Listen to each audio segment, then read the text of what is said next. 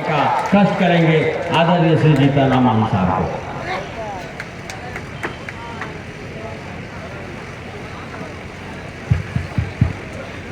बहुत बहुत धन्यवाद आप सबों को। और आज सीतामढ़ी जनक जनक की सीता जी के जन्मभूमि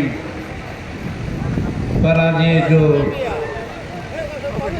आम सभा है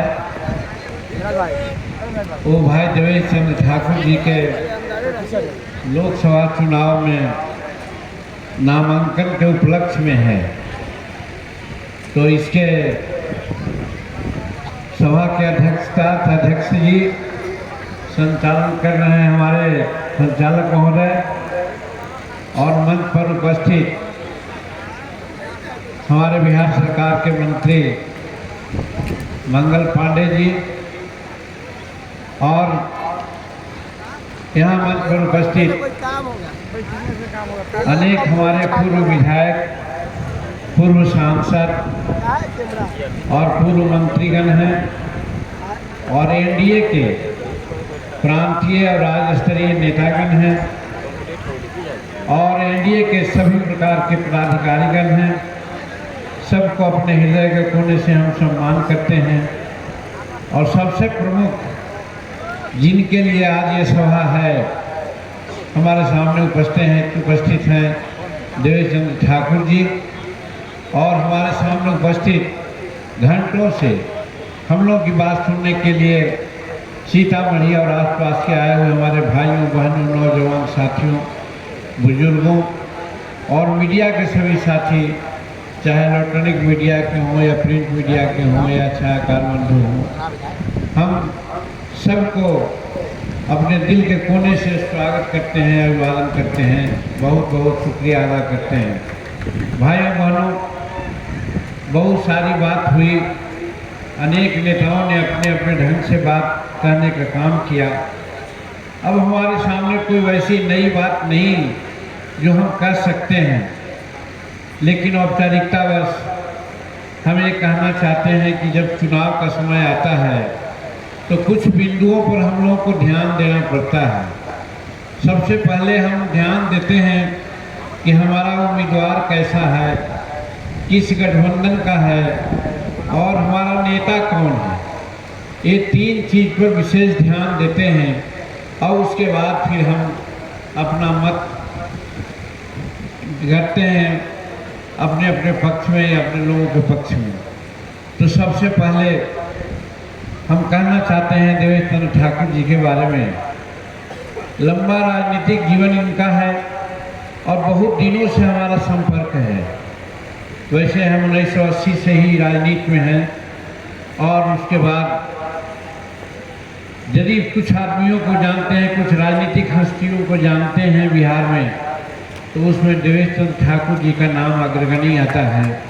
इसलिए मैं कहना चाहता हूँ कि देवेश चंद्र ठाकुर कोई एक व्यक्ति नहीं है, ये एक अपने आप में संस्था है, अपने आप में एक विचारधारा है, और अपने आप में एक पहचान है। हम समझते हैं कि ये संसद में जाएंगे तो इनके व्यक्तित्व का इजाफा क्या होगा मैं नहीं कर सकता, लेकिन एक सांसद के रूप में जो काम करेंगे, वो सांसद का जो व्यक्तित्व होता है, चरित्र होता है, वो सब वहाँ उजागर होगा, और हमारा सीतामढ़ी भी उसमें उजागर होगा, और लोग जानेंगे कि हमारे बीच कैसा सांसद रहे हैं। इसलिए हम जरूर कहेंगे कि उम्मीदवार के रूप में देवेश चंद्र ठाकुर जी का कोई तुलना नहीं है जो अगला आदमी है इनके सामने। तो इसलिए उम्मीदवार के रूप में ये पहला परियानी में आते हैं। अगर नंबर दिया जाएगा तो मैं कह सकता हूँ कि 100 का 100 नंबर इनको मिलना चाहिए, और इनका चुनाव चिन्ह तीर है, उस पर बटन दबना चाहिए। भाइयों बहनों, जब नेता की बात करते हैं तो वैसे तो हमारे राज्य में नीतीश कुमार जी के बारे में 18 साल से आप लोग जान रहे हैं। उनके बारे में हम यही कहना चाहते हैं कि जब से उन्होंने सत्ता संभालने का काम किया है, बिहार को जंगल राज से उबारने का काम किया है। और उनकी बात को इस रूप में भी आप जानते हैं कि सदा वो कहा करते थे, जब वो महागठबंधन में थे तो भी कहा करते थे कि मैं बिहार को 2005 के पहले की स्थिति में नहीं आने दूंगा। और हम आभार व्यक्त करते हैं नीतीश कुमार जी का कि आज उस वचन को पालन करते हुए आज एनडीए के साथ आकर के बिहार को बचाने का काम किया है। और डबल इंजन की सरकार आज है। और डबल इंजन की सरकार आपने देखा उत्तर प्रदेश में कि कैसे उत्तर प्रदेश कहां से कहां चला गया, चाहे बनारस का मामला हो या अयोध्या का मामला हो। उसी प्रकार से बिहार में डबल इंजन की सरकार न थी, जिसके चलते आज हमारी हालत बहुत सख्ता थी। आज सौभाग्य की बात है कि आज डबल इंजन की सरकार है और ये डबल इंजन की सरकार आगे रहे, इसके लिए भी हम कहना चाहते हैं कि हमारे देवेश चंद्र ठाकुर जी के तीर चिन्ह पर बटन दबाना बहुत आवश्यक है। भाइयों बहनों, हमने जैसा कहा 1980 में विधायक हम पहली बार हुए थे। हमको याद था गांव में हम रहने वाले हैं, आज भी हम गांव में रहते हैं। रात में 12 बजे या 10 बजे नींद टूट जाती थी, हल्ला होता था गांव में, बिजली आई बिजली आई बिजली आई, किसान लोग खेतों में चले जाते थे। एक तरह की बात होती थी, माने बिजली आती थी और चली जाती थी। 500 मेगावाट या 600 मेगावाट बिजली औसतन उसमें मिलती थी, यानी 4 घंटा 3 घंटा से ज़्यादा बिजली नहीं मिलती थी। आज नीतीश कुमार जी के राज में, 18 साल के राज में आपने देखा कि आज 7000 मेगावाट बिजली बिहार को मिल रही है और आज 23 घंटा 24 घंटा बिजली मिलती है। और तो और हम यही कहना चाहेंगे आप लोगों से कि बिजली आज ऐसा हमारी आवश्यकता हो गई कि हर घर में, हर हाथ में लगभग आज मोबाइल है। तो क्या लालटेन से मोबाइल चार्ज हो सकता है क्या? अगर मोबाइल चार्ज नहीं हो सकता है लालटेन से, तो लालटेन की क्या आवश्यकता है? हमको तो बिजली 22 घंटा मिल रही है, इसलिए हमको नीतीश कुमार के विकास पर वोट करना चाहिए, ये हम आपसे कहना चाहते हैं। दूसरी बात ये कहना चाहते हैं मेरे भाइयों, हम सीतामढ़ी के इंचार्ज मिनिस्टर हुआ करते थे, साहबगंज के इंचार्ज मिनिस्टर हुआ करते थे। जाने आने में 1 दिन समय लगता था और आज बिहार के कोई कोने से भी पटना या 5 घंटा में पहुंच जा सकते हैं। अच्छी सड़कें देखने को मिलती है, ये नीतीश कुमार जी की बात है। इसलिए मैं कहना चाहता हूं, चाहे सड़क का मामला हो या बिजली का मामला हो, लॉ एंड ऑर्डर का मामला हो, ये सारे चीज़ ऐसे हैं जो नीतीश कुमार विकास करते हुए आज बिहार को इस हालत में ला दिए हैं कि आज थोड़ा सा केंद्र की आवश्यकता थी मदद की, बीच में नहीं मदद मिल रही थी। अब जब डबल इंजन की सरकार बनेगी, वहाँ और यहाँ दोनों रहेगी, तो निश्चित है कि बिहार को सेंटर की यानी केंद्र की भी सहायता मिलेगी। और देवेश चंद्र ठाकुर ऐसे जहाँ सांसद होंगे तो सीतामढ़ी ही नहीं, बिहार को भी आर्थिक मदद दिलाने में मदद कराएंगे। इसलिए हम कहना चाहते हैं कि हमारा विकास बिहार का संभव है देवेश चंद्र ठाकुर जी को सांसद बनने से। और बात रही बात नेता की बात, तो हम यही कहना चाहते हैं, सब आप लोग जानते हैं, हमसे ज़्यादा जानते हैं कि आज नरेंद्र भाई मोदी जी किस कदर हिंदुस्तान को, बने भारत को आगे ले जाना चाहते हैं, जिसकी झलक अभी हमने G20 की बैठक में देखा। आप लोगों ने भी देखा होगा कि G20 की बैठक में दर्जनों देश के लोग आए और किस बाखूबी से एक मॉनिटर के रूप में, एक हेडमास्टर के रूप में सबों को डिमॉन्स्ट्रेट करते हुए उन्होंने मीटिंग अदा की। लगा कि हिंदुस्तान संसार के सबसे सबल राष्ट्र में से है। और आज भी बहुत से लोग कहते हैं, बहुत से ऐसे पत्र पत्रिकाओं से भी बात आती है कि आज संसार का सबसे लोकप्रिय नेता में हमारे नरेंद्र भाई मोदी जी भारत के हैं। तो ऐसा प्रधानमंत्री हमको मिला है। और एक बात सदा मैं कहता हूँ, अभी भी हम मुजफ्फरपुर में बात किया है और सब जगह कहते हैं, कितने शान की बात है हमारे लिए कि आज हमारी बात संसार के बड़े बड़े राष्ट्र सुनते हैं, नहीं तो पहले हमारी बात नहीं सुनते थे। अभी हाल में देखा आपने यूक्रेन और रूस का युद्ध चल रहा है, हमारे 22,000 से ऊपर बच्चे फंस गए थे वहाँ पर। हम लोग बड़ी चिंतित थे कि हमारे बच्चे कैसे आवेंगे। और उस समय जब नरेंद्र भाई मोदी जी के नजरों में ये बात गई तो उन्होंने कहा पुतिन को, ए पुतिन युद्ध को रोको, तब तक रोको जब तक हमारे बच्चे यूक्रेन से बाहर नहीं चले जाते हैं। और पूछा पुतिन ने कैसे समझा जाए कि आपके बच्चे वहाँ हैं।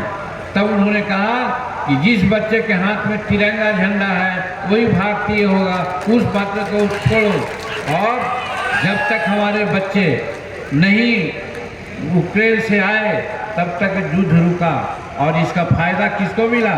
इसका फायदा पाकिस्तान को भी मिल गया, उसका फायदा बांग्लादेश को मिला कि बांग्लादेश के लड़के भी और पाकिस्तान के भी लड़के भी हमारा तिरंगा झंडा लेकर के वहाँ से बाहर हो गए।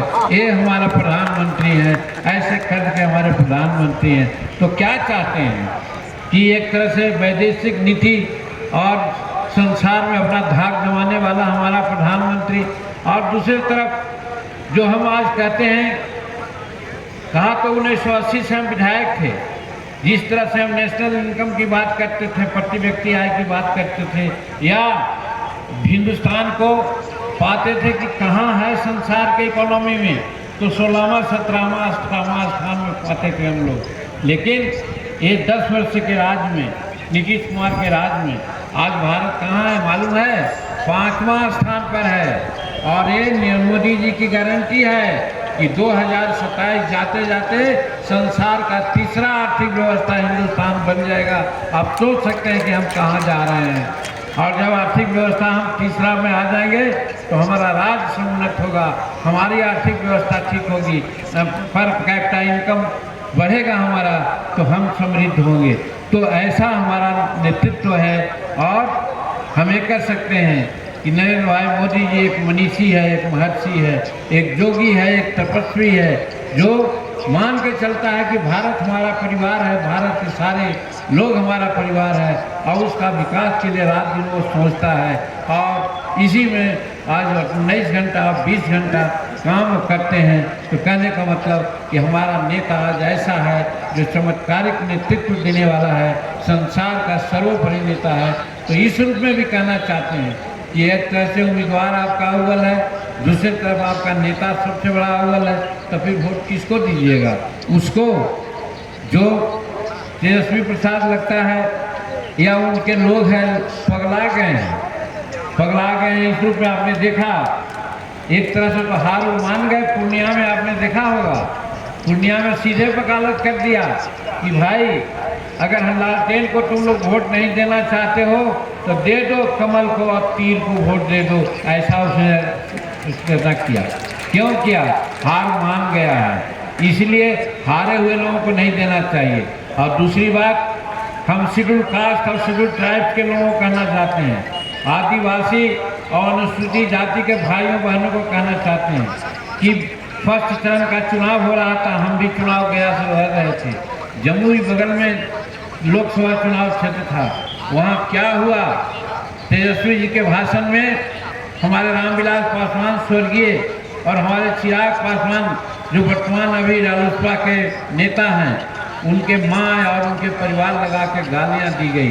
तो जो आदमी हम शेड्यूल कास्ट का नहीं हो सकता, हम शेड्यूल कास्ट को अपमानित करता है, तो हम इस मंच से आह्वान करना चाहते हैं कि ये शेड्यूल कास्ट के लोग, ये शेड्यूल ट्राइब्स के लोग, अगर तुम्हारे नस में एक भी बूंद खून है तो किसी भी परिस्थिति में लालटेन की तरफ तुम्हारा वोट नहीं होना चाहिए। तुम्हारा वोट एनडीए की तरफ होना चाहिए, तीर छाप में होना चाहिए। ये आह्वान करने के लिए आए हैं आपके पास। तो मेरा कहने का मतलब है कि हर दृष्टिकोण से ये सब लोग तो जिस तरह की बात है और सारी बात कह दी है, ये सब बात की चर्चा नहीं करेंगे, क्योंकि जिन बातों की चर्चा नहीं हुई थी वो बात कह करके हम यही कहना चाहते हैं कि सभी तबके के लोगों को एनडीए के पक्ष में वोट करना चाहिए, क्योंकि नरेंद्र भाई मोदी जी का ये नारा है अब की बार 400 पार।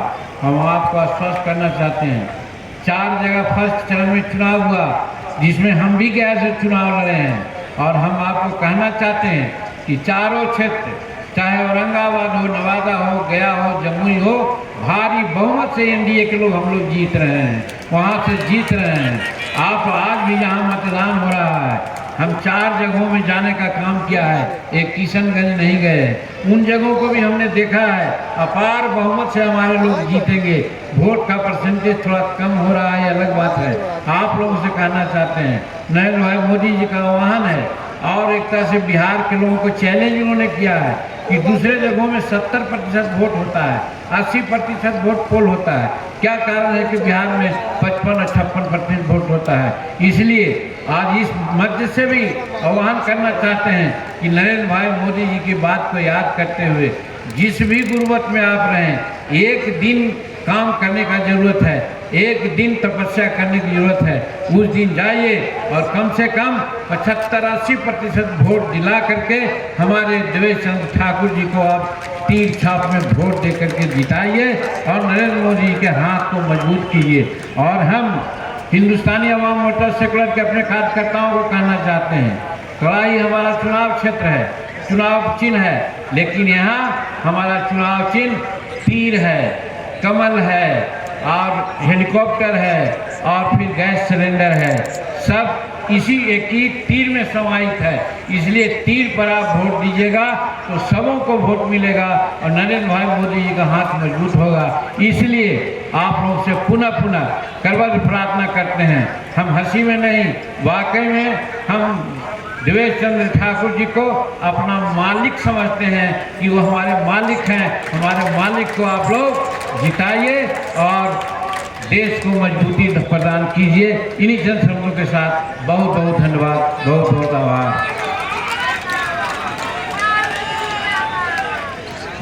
बहुत बहुत आभार अपने अभिभावक और